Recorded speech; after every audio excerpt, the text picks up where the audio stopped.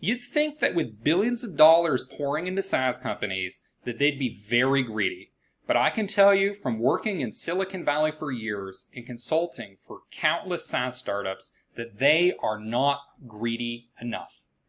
95% of business-to-business buyers are not in market for your solution. But what do you see all these SaaS companies doing? They go on these spearfishing expeditions to capture that tiny 5% piece of the pie. And let me tell you, that is a bloodbath. The real neurosis that is plaguing SaaS companies is not greed. It's these two things. Number one, short-term thinking. SaaS companies are still playing the game like it's going to be over in 1 to 2 quarters, even when those SaaS companies have been around for a decade or longer.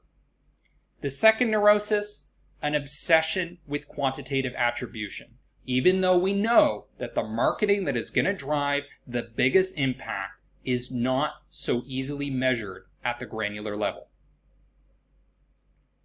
At the end of the day, the only real sustainable competitive advantage that matters is economies of scale. And what does that mean? That means you need to go big or go home and acquire tons and tons of new customers.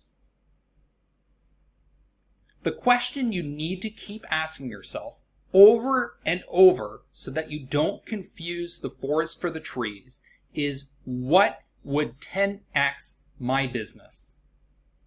Stop obsessing over these little 5% conversion lifts and start looking for big wins, like giant exclusive partnerships with other software companies.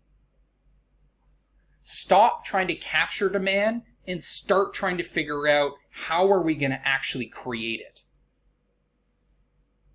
Stop doing things like building lists through gated white papers and start figuring out, how do we broadcast our message to the entire total addressable market? Stop fighting over scraps and start figuring out how you can dominate markets.